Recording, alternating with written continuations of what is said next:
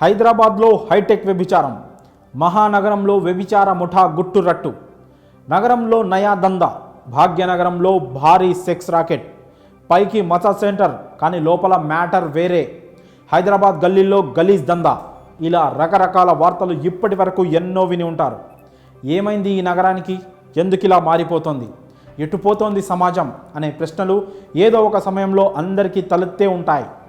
పోలీసులు హెచ్చరిస్తున్నా, ఎప్పటికప్పుడు ఇలాంటి వారిని పట్టుకుంటున్నా తవ్విన కొద్దీ ఇలాంటి బిజినెస్లు బయటకు వస్తూనే ఉన్నాయి. పైగా ఇవేమీ సీక్రెట్గా కూడా జరగడం లేదు, అందరికీ తెలిసేలా, అందరూ తెలుసుకునేలా పబ్లిక్గానే జరుగుతున్నాయి. హైదరాబాద్లో దీనికి ప్రత్యేకించి స్పెషల్ ప్లేస్ కూడా ఉంది. కూకట్పల్లి అంటే ఈ మధ్య చాలామందికి వేరే విషయాలు గుర్తొస్తున్నాయి. ఇక ఆ ప్లేస్లో ఇలాంటి వాటిని ఆపేవారే లేరు. సోషల్ మీడియాలో ఆ ఏరియా మీద లెక్కలేనన్ని ట్రోల్స్, మీమ్స్ చూస్తూనే ఉంటారు. పైకి సాఫ్ట్వేర్ టెకీలతో అందంగా హైఫైగా కనిపించే నగరం మారిపోతోంది.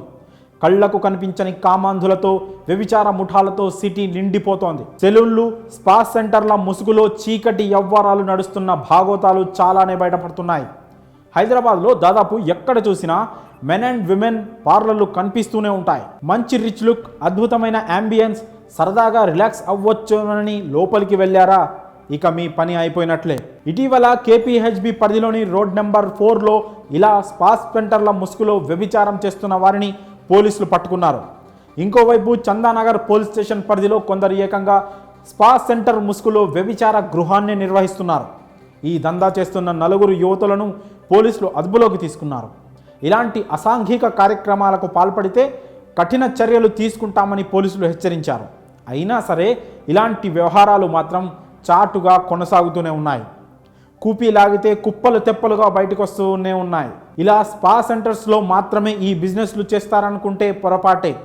ఇంటర్నేషనల్ రేంజ్లో వెబ్సైట్స్ పెట్టి మరీ విదేశీ యువతులతో చీకటి వ్యాపారాన్ని నడిపిస్తున్నారు మరికొందరు.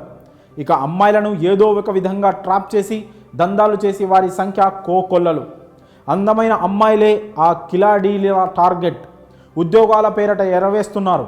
పెద్ద మొత్తంలో జీతాల పేరిట మోసం చేసి వారి దగ్గరకు వచ్చిన వారిని బలవంతంగా వ్యభిచార కూపంలోకి దింపుతున్నారు. చివరికి ఎవరికీ అనుమానం రాకుండా ఫ్యామిలీస్ ఉండే అపార్ట్మెంట్స్లో కూడా ఈ వ్యాపారాలు జోరుగా సాగుతున్నాయి.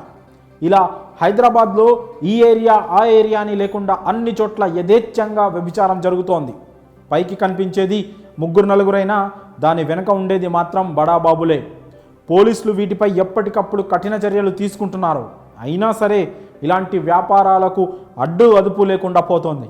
ఇక వీటికి ఎప్పుడు చెక్ పడుతుందో చూడాలి. మరి ఈ విషయంపై మీ అభిప్రాయాలను కామెంట్స్ రూపంలో తెలియజేయండి.